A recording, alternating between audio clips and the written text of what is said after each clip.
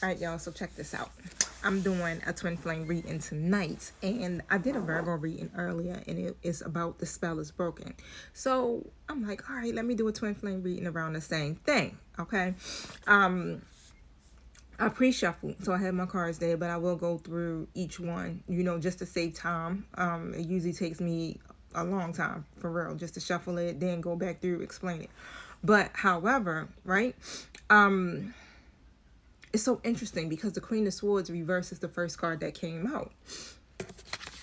As you can see, before I get started, y'all, don't forget, use discernment, okay? If you trigger face your mirror, not my comment section. This journey is all about your evolution and your healing. All right, so definitely take a step back, pause, reflect, shift your perspective and everything. Now, don't forget, every twin is on a different timeline. So you're going to take what you need, leave what you don't need, okay? But however, with this queen coming out in a reverse, it's like it's been this cold cutting energy kind of around you, or it could be you, like disguised as clarity. Somebody could be using like logic as a weapon or being harsh, right? Instead of using compassion, it's like they're giving out these harsh truths. And what I'm seeing here is like the spell here is really thinking truth equals cruelty. Like somebody feels as though they gotta just be direct, right? You know how it is. It's like real direct, very harsh, very cold, right? To somebody. And it's like that's not how it's supposed to be. And that's how the Queen of Swords reverse is. This is somebody who's very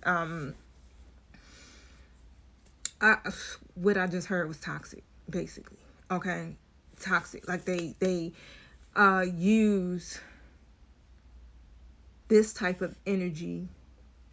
It's like a disguise to literally. It's like a manipulative energy I'm feeling. It's a disguise. Okay, they try to act all logical. They try to act all like, oh, I'm just direct. Da da da da.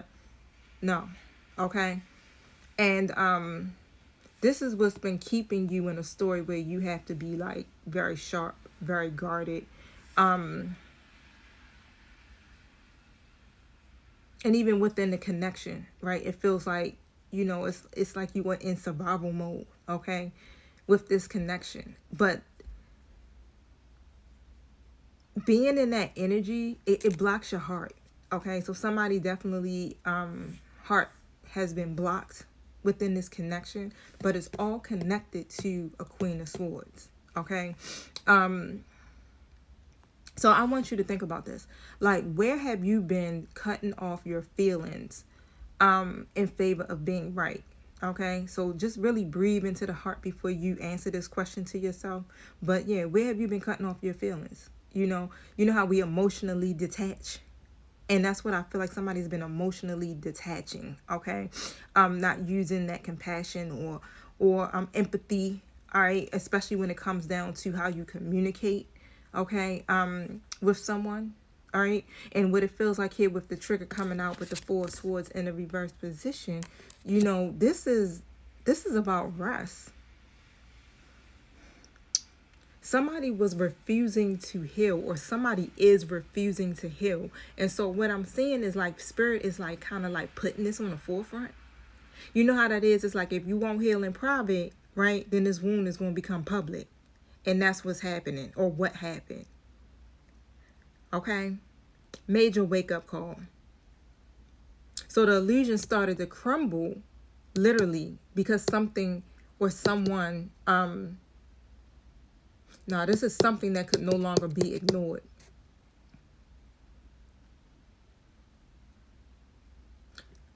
What did you stop ignoring? Okay, so either you or your counterpart finally stopped ignoring something. And I feel like it was divine feminine. So you went from a waiting energy to now you're taking action. Okay? And so when you did that, that broke the illusion. That's what started to reveal the truth. Okay. I got two cards that came out together, which was the Knight of Pentacles and the Sun in the reverse position, right? That's deep. And this card speaks again about the truth. And so this is going to show us like what's underneath of the surface. And what it feels like is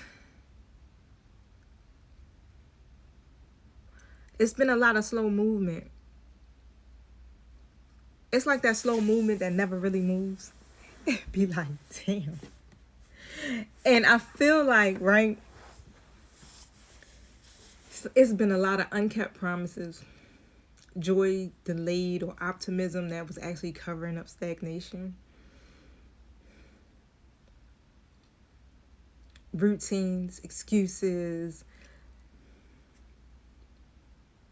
This is like that energy of someone that say, oh, I'm going to show up, but they never really show up. They don't follow through, okay? And the truth, what looked like a shining future was more like routines and promises on repeat, right? That never actually happened.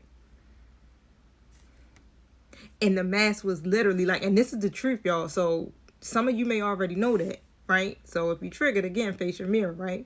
But the mask that was being presented here was that you guys were actually having real forward movement, or that was what was promised. And no.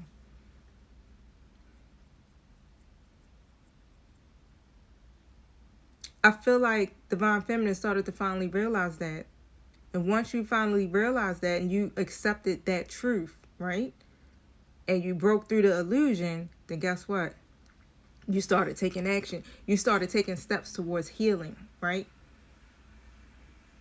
Some of us, and I'm Divine Feminine too, we love the idea of the future more than the person showing up for it. So we was really caught up in, the dream. You feel me? Because this is what you desired, right? But it wasn't what they desired, but it was what you desired, Divine Feminine. And so you were showing up for that dream and ignoring the truth. 7:07 on the timer, okay? And so, again, it creates resistance. And so resistance is going to show up as instability, right? Especially around your home, around commitments, things like that. 4 wands in a reverse. A lot of upheaval here is what I'm seeing,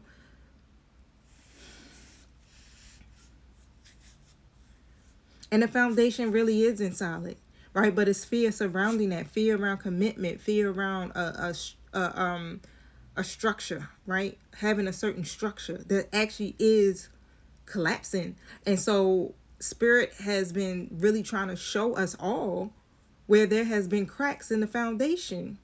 Because this foundation is going to fall, right? So that's why the truth has to be revealed and why we have to really wake up and see through the illusions. Like we're being called to break the spell, right? And a lot of times it's all stemming around our mindsets, right? Our ego, our patterns, our behaviors, okay?